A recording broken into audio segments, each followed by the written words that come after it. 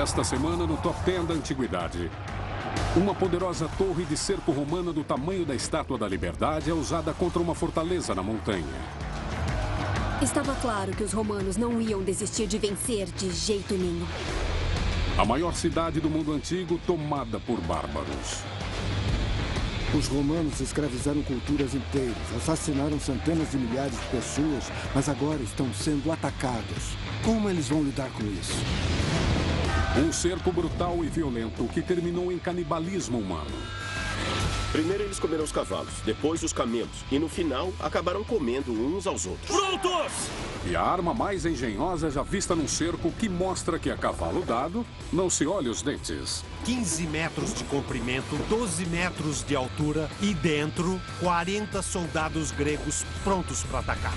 Qual será a colocação deles na única lista dos 10 melhores formada ao longo de milhares de anos?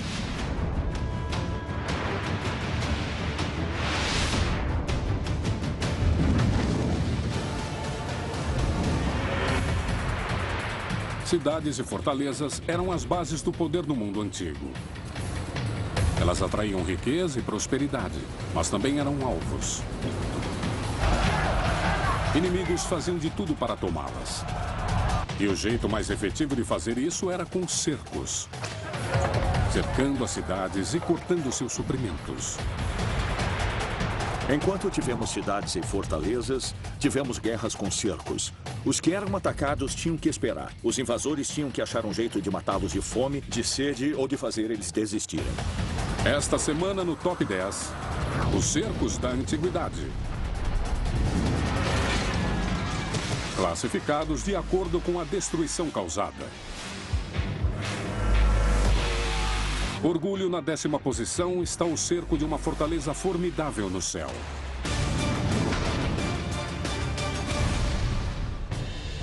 O cerco romano, a Massada. Quando falamos sobre os 10 maiores cercos de todos os tempos, Massada tem que estar na lista. Não dá nem para discutir. Esta é Massada, uma fortaleza na montanha isolada em Israel. Em 72 d.C., rebeldes judeus conhecidos como sicários se revoltaram contra o domínio romano. Os romanos estavam determinados a acabar com a rebelião de vez. Os sicários se refugiaram aqui, em Massada.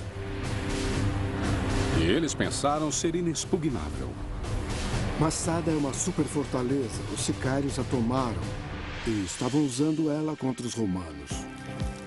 Os sicários estavam bem abastecidos com comida e provisões. E o crucial, construíram a própria cisterna na montanha. Então, eles tinham toda a água fresca que precisavam. Uma fortaleza no alto de um planalto é um alvo muito difícil de enfrentar. Uma fortaleza no alto de um planalto que tenha seu próprio suprimento de água, seu próprio suprimento de comida e a habilidade de esperar a luta acabar era muito difícil. Os romanos iam ter que dar duro. O único jeito de subir Massada era por uma trilha íngreme e estreita. Isso significava que os 10.000 romanos só poderiam atacar em fila indiana. E seria fácil para os sicários matá-los. Mas os romanos estavam preparados para fazer o que fosse preciso. Em apenas alguns dias, eles construíram uma muralha de 8 quilômetros de comprimento ao redor da montanha. Agora, ninguém entrava e ninguém saía. O passo seguinte foi ainda mais extraordinário. Imagine que você é um dos rebeldes judeus no topo da montanha de Massada. Você viu os romanos construírem uma muralha enorme para te prender lá dentro. E aí, eles começam a construir uma rampa. Os romanos foram inteligentes. Ao redor do Planalto são 122 metros de altura, exceto por um ponto onde são apenas 73. E foi lá que começaram a construir. Chega a ser difícil compreender o tamanho que a rampa de Massada tem. Tem 200 metros de comprimento e tem 73 de altura. Isso significa que os soldados e os escravos que a construíram tiveram que mover 500 mil de toneladas de terra. Em apenas 2 meses, usando só força bruta, eles moveram o equivalente ao peso de um Empire State Building e meio. A rampa era tão sólida que quase 2000 anos depois ela ainda faz parte do cenário. Hoje gostamos da expressão mover montanhas para falar sobre fazer alguma coisa a todo custo. Bom, os romanos fizeram isso.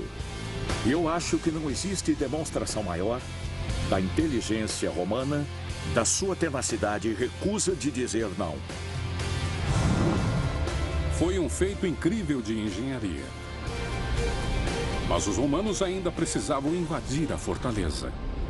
Quando eles terminaram a rampa, os romanos levaram uma torre de circo. Era alto bastante para escalar as muralhas. Tinha um ariete para derrubar as muralhas, tinha catapultas e armas de artilharia e era blindada. A torre de cerco tinha uns 30 metros. É quase a altura da Estátua da Liberdade. Lá em cima, os rebeldes judeus pensavam que estavam seguros. Aí eles viram uma torre da morte imensa se aproximando deles lentamente. Deve ter sido uma visão terrível. Centenas de soldados empurraram a torre enorme ao longo da rampa íngreme e colocaram no lugar. Finalmente, eles podiam invadir as muralhas desta fortaleza aparentemente intransponível e tomar Massada à força. Mas quando eles chegaram ao topo, eles não viram nenhuma defesa. Os rebeldes judeus já tinham cuidado de tudo e tinham cometido suicídio. Então, basicamente, eles roubaram uma vitória dos romanos ao tirarem suas próprias vidas. Apesar dos meses defendendo Massada, a resistência dos sicários foi inútil. Nada podia conter a máquina de guerra romana.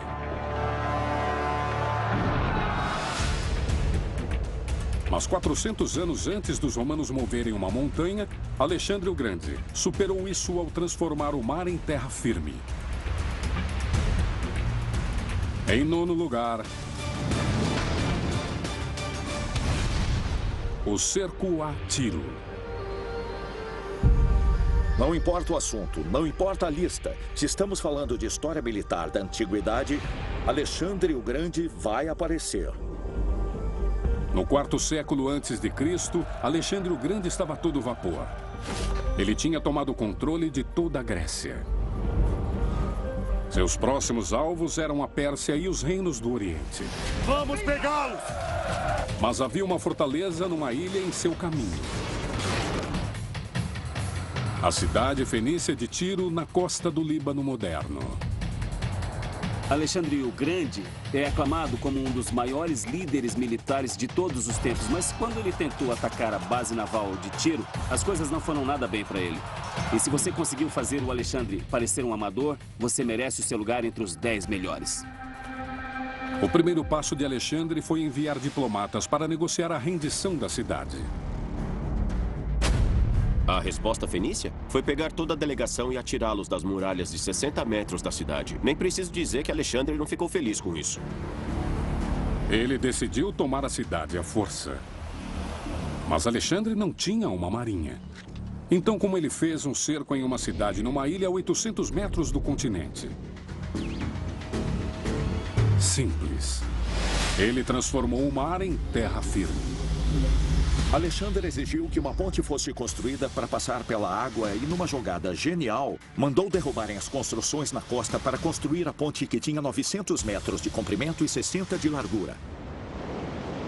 As pessoas viam a ponte chegando todo santo dia. E logo na frente, torres de cerco enormes. O povo de Tiro precisava reagir. E tinha que ser logo. A reação deles foi devastadora. Era uma arma militar revolucionária. Um brulote. Eles construíram um brulote e ele tinha caldeirões cheios de um líquido explosivo secreto. Eles bateram contra a ponte e ela explodiu numa bola de fogo de 150 metros. Os fenícios fizeram o primeiro uso de brulote que se tem registro na história. O mar estava em chamas e aquelas torres de cerco enormes, cheias de soldados, foram consumidas. Os homens de Alexandre começaram a pular no mar para fugir das chamas, mas não dava para fugir, porque o próprio mar estava queimando. Para os gregos, teria sido o Armagedon. Estamos na 9ª posição.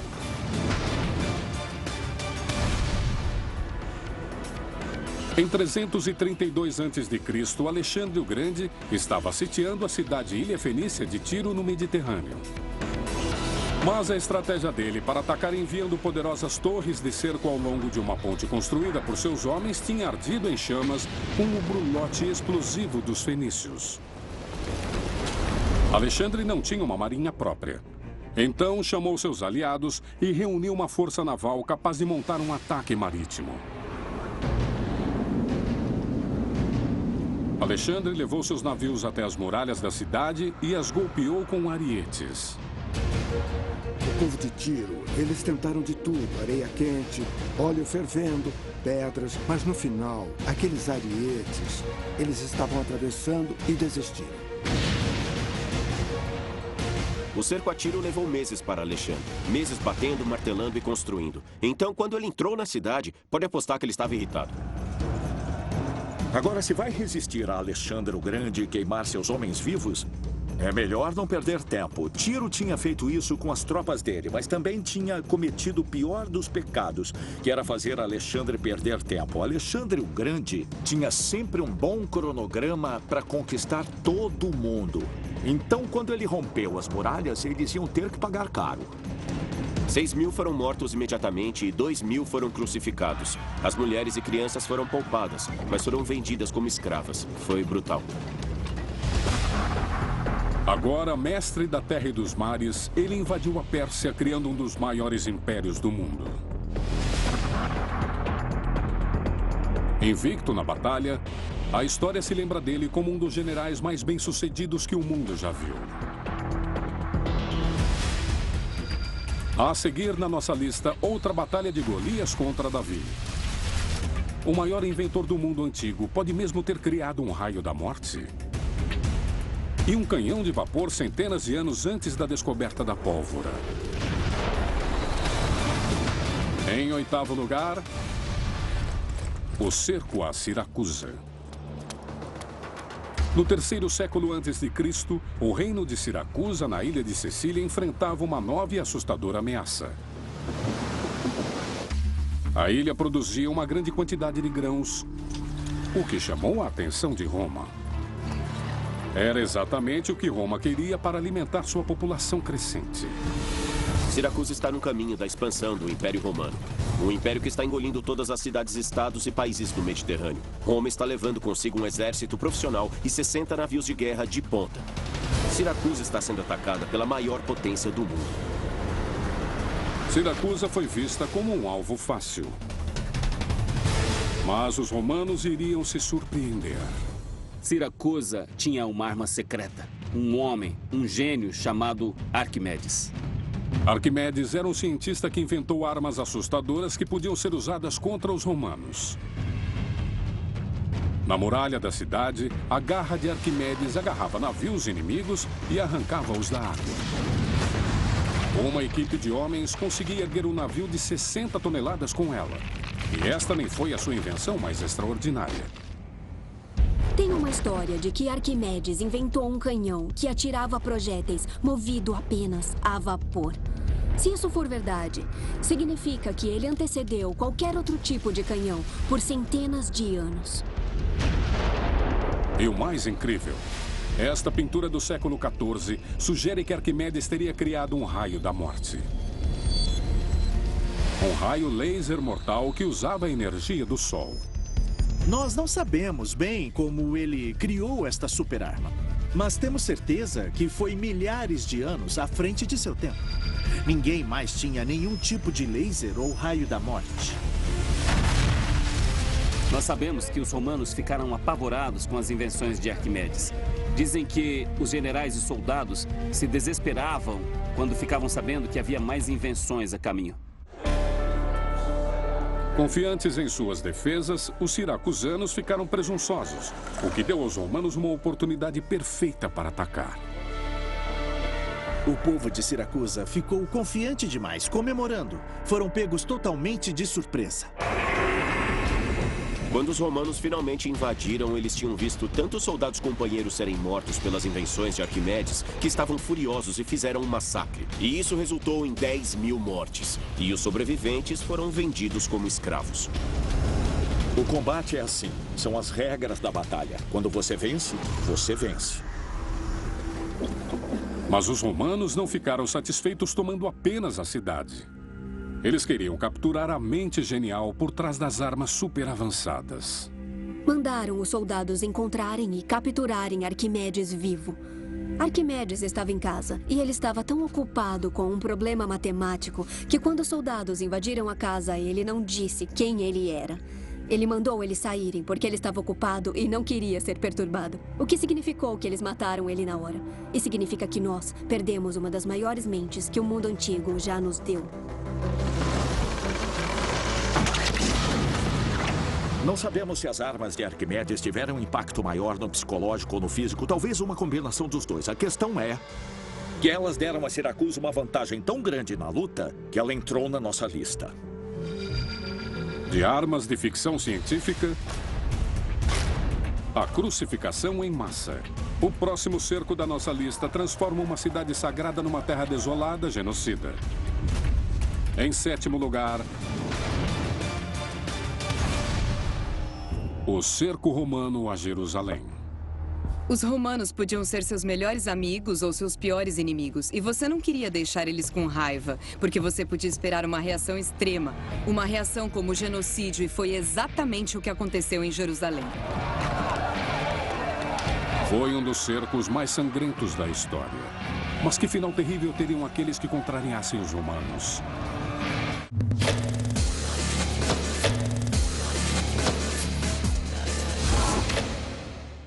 Estamos no 7º lugar. O cerco romano a Jerusalém. Saiam! Em 67 d.C., Jerusalém estava sob o comando romano. Mas havia uma insatisfação crescente com a ocupação da cidade. Jerusalém é um barril de pólvora esperando para explodir. E quando o governador romano saqueia o templo judeu para roubar prata, e é o local mais sagrado deles, lá vira o inferno na terra. O governador de Jerusalém tinha ordens para confiscar a prata para o imperador Nero para ajudar a financiar sua ganância. Isso desencadeou uma rebelião que durou 4 anos e levou ao cerco a cidade pelo general romano Tito em 70 d.C. Após reunir tropas e armas, ele começou o ataque às muralhas da cidade. Alguns atiradores de pedra que os romanos usaram para atacar Jerusalém tinham 12 metros de altura e podiam atirar pedregulhos de até 45 quilos. Eles não estavam de brincadeira. Foi uma mostra do poder militar e na engenharia de Roma e eles só levaram alguns dias para invadir. Os rebeldes judeus recuaram, se refugiando no templo e nas ruas do entorno. Tito sabe que lutar numa área construída é o jeito mais fácil de perder milhares de tropas. Então Tito se cansa. Ele recua, constrói uma muralha ao redor deles e espera eles morrerem de fome. O princípio-chave de um cerco é prender seu inimigo num local pequeno e esperar. Você espera eles morrerem de fome, espera ficarem doentes e espera ficarem tão desesperados que se tornam inimigos muito, muito fracos. E morreram de fome mesmo. Eles foram forçados a comer o que conseguissem. Lixo, couro. Há relatos de pessoas que comeram seus próprios filhos. Após esperar do lado de fora das muralhas, Tito entrou para terminar o trabalho. Quando os romanos finalmente invadiram Jerusalém, estavam com sede de sangue. Eles incendiaram o templo principal e começaram um massacre. Acredita-se que mais de 30 mil pessoas foram mortas no massacre. Qualquer um que tentasse fugir do cerco era pego e depois crucificado. Foi dito que aconteciam cerca de 500 crucificações por dia. E os soldados romanos ficaram tão entediados pregando as pessoas que começaram a pregá-las em posições diferentes só para se distraírem. A outra história é que eles acabaram tendo que parar de crucificar pessoas porque ficaram sem madeira para pregá-las. O templo sagrado ficou tão destruído que somente um muro, o Muro das Lamentações, continua em pé até hoje. É chamado assim porque as pessoas foram lá lamentar a destruição do templo. Nada foi deixado para trás. Os templos de Jerusalém foram roubados. E os romanos honraram seu general vitorioso com o arco de Tito. que continua em Roma até hoje. Mas no nosso próximo cerco, poderia o napalm da antiguidade salvar uma cidade inteira? Chegando agora em 6º lugar, o cerco árabe a Constantinopla. Constantinopla, que hoje conhecemos como Istambul na Turquia moderna, era mesmo a joia do Oriente, os portões para o Oriente e o centro de poder do cristianismo oriental. Todos naquela área a queriam. Todos naquela área fariam qualquer coisa para conquistá-la.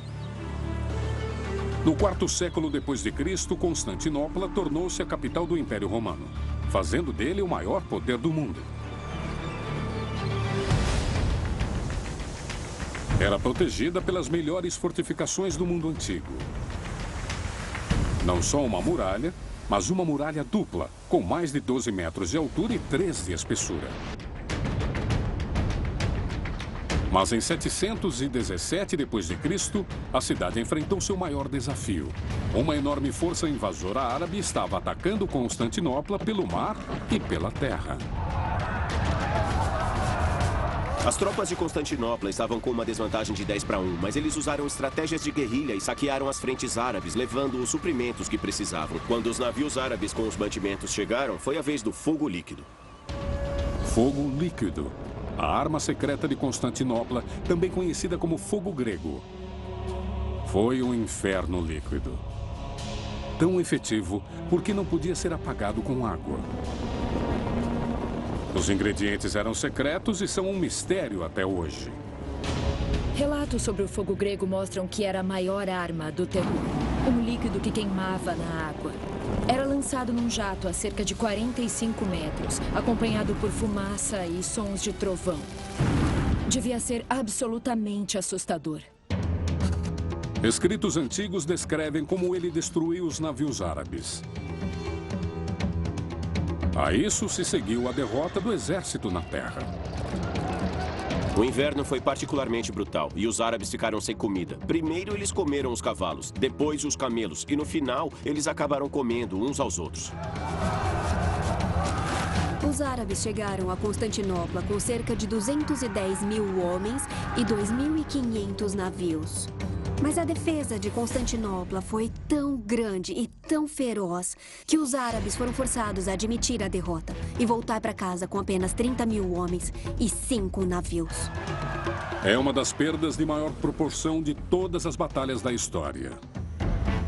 O cerco árabe a Constantinopla foi um dos momentos mais cruciais da história ocidental. Se Constantinopla tivesse caído, o mundo como conhecemos seria bem diferente. Constantinopla foi salva. A expansão islâmica na Europa foi interrompida por quase um milênio, com a Europa permanecendo cristã.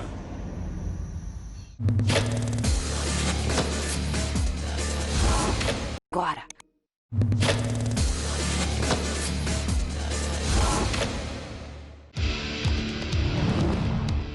Estamos agora na metade da nossa lista histórica dos maiores cercos do mundo antigo. No 10º lugar, ficou o cerco extraordinário de Roma amassada. Nona posição ficou a tomada de Tiro por Alexandre o Grande. No 8º lugar, os romanos contra Arquimedes em Siracusa. 7ª posição, o ataque brutal a Jerusalém.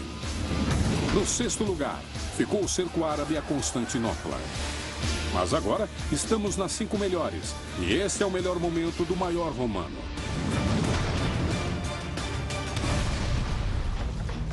O cerco à Alésia, comandado por Júlio César. Júlio César é um dos maiores generais. E o cerco à Alésia foi um dos seus melhores momentos. Ele é ousado e audacioso e pensa o impensável. É 52 a.C. e Júlio César está na missão de levar a Gália, que é a França moderna, para o controle romano. Mas o líder gaulês, o grande rei guerreiro Vercingetorix, estava determinado a impedi-lo.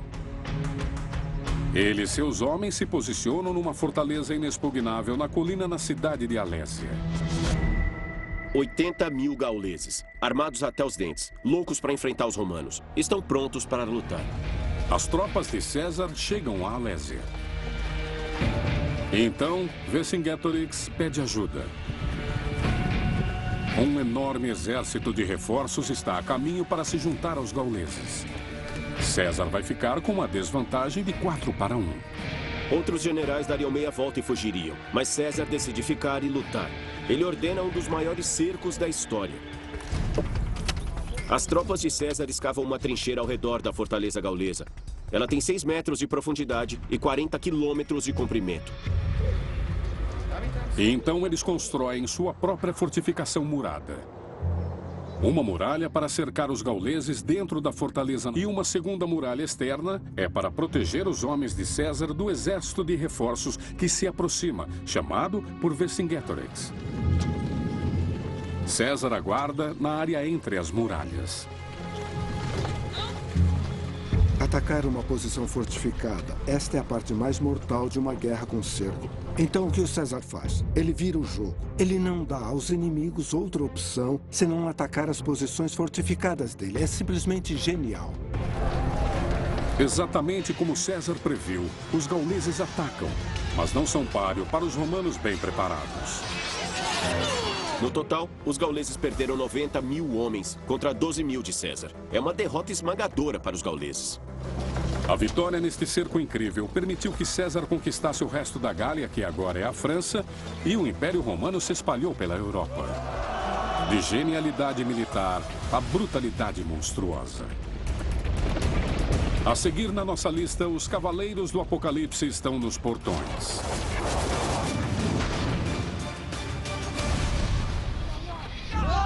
É o cerco mongol a Bagdá. Os mongóis estão chegando. Estão chegando ao Oriente Médio. Um prospecto assustador. Não tem nada parecido com a ferocidade deles. Em 1258 d.C., os mongóis eram um dos exércitos mais implacáveis e eficientes do mundo antigo. Eles tinham conquistado a China e boa parte da Ásia. O alvo agora? O centro do Império Islâmico, Bagdá. Um grande centro cultural de aprendizagem. Na época, Bagdá era uma das maiores cidades do mundo. Mas os mongóis não deixam esse detalhe entrar em seu caminho. Eles são extremamente rápidos, super confiantes e exigem submissão completa. Bagdá deve ser muito bem protegida. Suas muralhas são formidáveis, têm 45 metros de espessura, 30 metros de altura. Os 4 portões da cidade são feitos de ferro e precisam de 30 homens para fechá-los. Bagdá recusa-se à rendição, mas eles subestimaram seriamente os mongóis. Os mongóis conquistaram a Ásia através de diplomacia, medo e recrutamento. Eles criaram um exército de 200 mil soldados. Eles estão armados com tecnologia de ponta de seus inimigos derrotados. Tais como trabucos, capazes de lançar projéteis a mais de 400 metros de distância.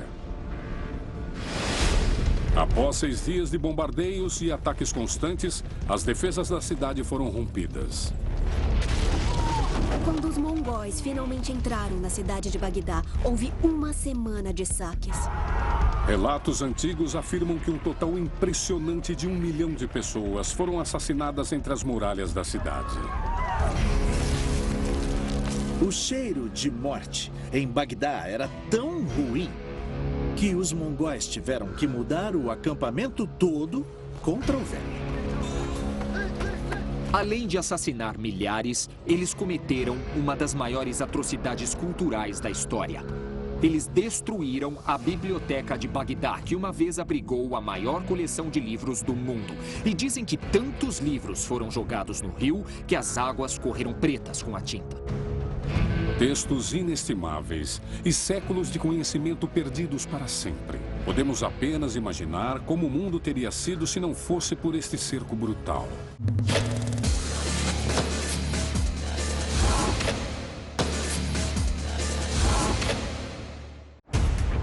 Os maiores cercos mudaram o curso da história. Eles determinaram o destino de impérios. Chegou a hora de ver os 3 primeiros na nossa lista de cercos da antiguidade, classificados pela destruição causada. E no terceiro lugar, a maior potência militar agora prova um pouco do próprio remédio.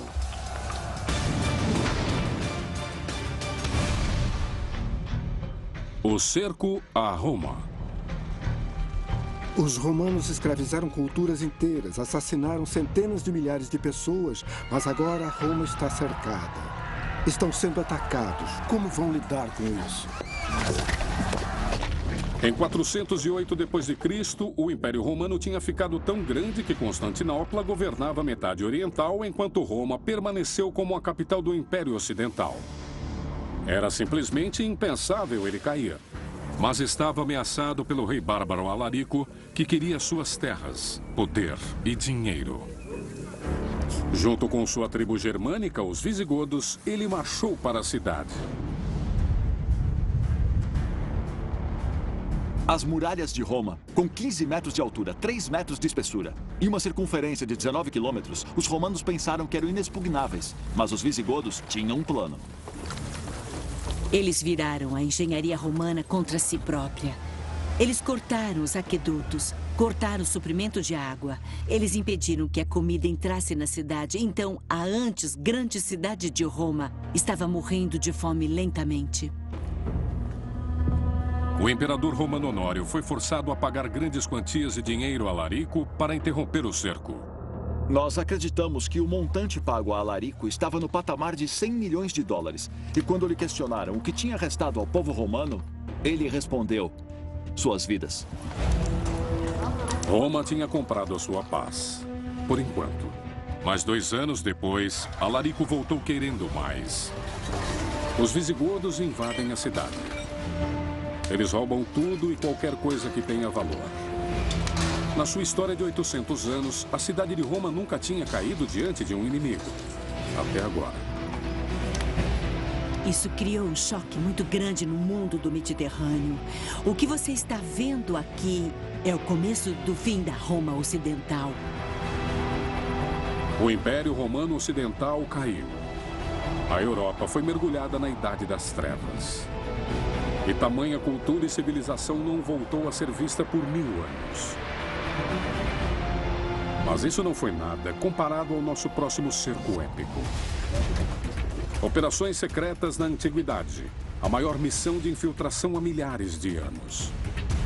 Em segundo lugar, cuidado com os gregos que trazem presentes. O cerco a Troia. Há várias formas de terminar um cerco. A primeira é um ataque direto que vai te custar caro. Você também pode matar eles de fome. A opção final é usar dissimulação, que foi o que os gregos fizeram. E a maior dissimulação de todos os tempos. Planejada pelos gregos para vencer o cerco a Troia. A história do cerco a Troia é uma das maiores histórias do mundo. E é uma história que nunca foi esquecida. O cerco a Troia sempre foi considerado um mito. Mas na década de 1870, arqueólogos descobriram uma cidade na Turquia que atualmente é aceita como a localização de Troia Antiga. Evidências subsequentes mostraram que houve uma grande batalha e destruição, o que significa que a narrativa épica pode ter sido verdadeira. De acordo com a história, Helena, uma bela rainha grega, foi sequestrada por Paris, um príncipe de Troia. Os gregos prepararam um resgate com uma frota de mais de 1000 navios. Mas quando eles chegaram a Troia, descobriram que suas muralhas eram intransponíveis. Os gregos não tinham como tomar a cidade. Os troianos não tinham homens suficientes para sair e destruir os gregos. Então, o que acabamos vendo é um impasse que dura 10 anos. Finalmente, os gregos recuam, deixando apenas um grande cavalo de madeira do lado de fora da cidade. Mas era tudo uma dissimulação.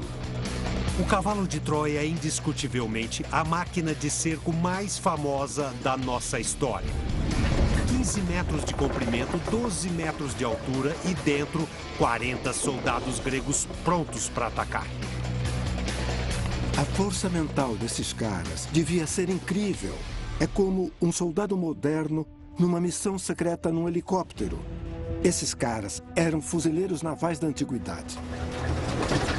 Pensando que os gregos tinham desistido e ido para casa e deixado o cavalo gigante como uma oferenda para os deuses deles, os troianos levaram o presente para dentro da cidade. Talvez eles pudessem se beneficiar, oferecendo para os seus próprios deuses.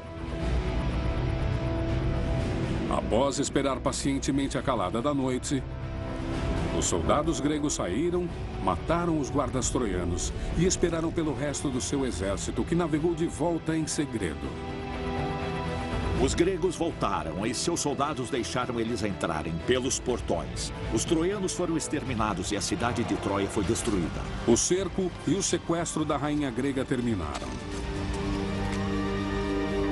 Encerrados pelo cavalo de Troia, uma dissimulação tão engenhosa que nós falamos dela até hoje. Os cercos mais devastadores do mundo antigo. Esta é a contagem regressiva histórica do top 10 da antiguidade. E nós vimos alguns cercos militares brutais que mudaram o mundo. No 10º lugar ficou a violação da fortaleza inexpugnável de Massada. 9ª posição, a conquista de Tiro por Alexandre o Grande. Na 8ª posição, o cerco romano a Siracusa. 7º lugar, assassinatos em massa em Jerusalém. 6ª posição, fogo infernal no cerco a Constantinopla. 5º lugar, a genialidade de Júlio César em Alésia. 4ª posição, o cerco terrível a Bagdá pelos mongóis.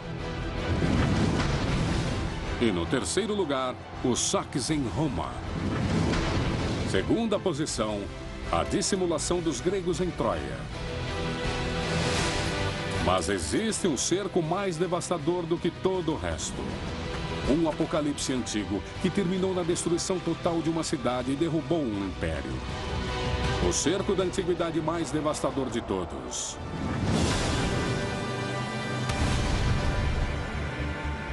O cerco romano a Cartago. Este cerco merece ficar no topo da lista porque, enquanto ele acontecia, uma superpotência da antiguidade foi varrida da face da Terra. Por boa parte do primeiro milênio antes de Cristo, o Império Cartaginês dominou o Mediterrâneo. Eles tinham a maior marina do mundo operando em sua base em Cartago, na costa da África do Norte. Mas eles tinham um rival do outro lado do mar, Roma. Roma tinha conquistado a Itália e o porto estratégico de Siracusa e queria tomar o Mediterrâneo inteiro. Mas Cartago estava no caminho. Roma contra Cartago, destinados a colidir. Mas nenhum ia desistir enquanto o outro tivesse sido reduzido a cinzas. Após mais de 100 anos de guerras e conflitos brutais entre essas duas grandes potências, Roma estava com a vantagem.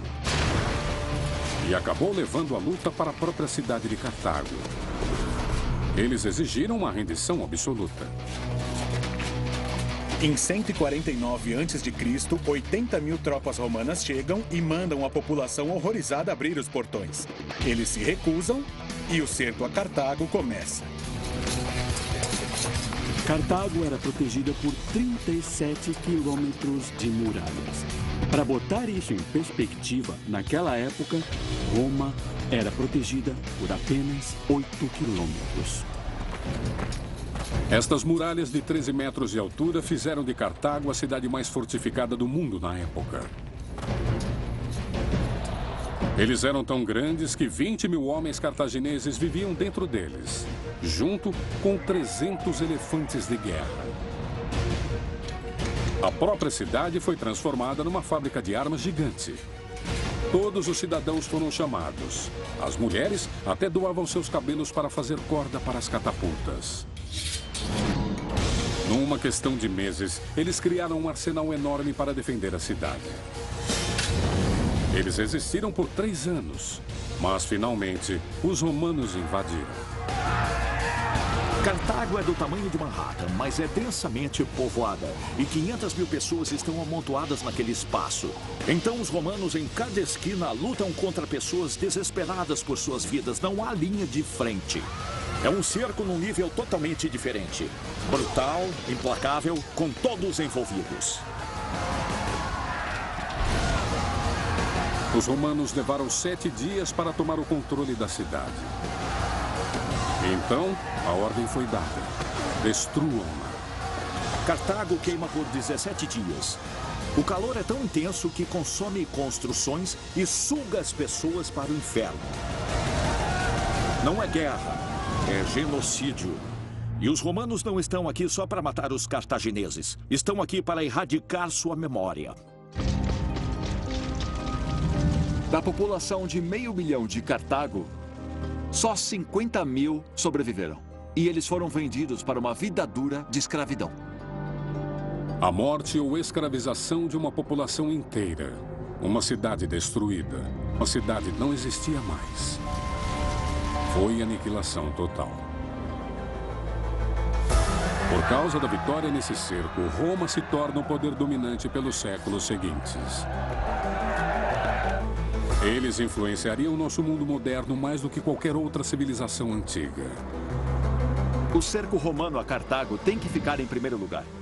A crueldade total, a destruição total, foi um choque épico de civilizações ocidentais e determinou a história do Ocidente.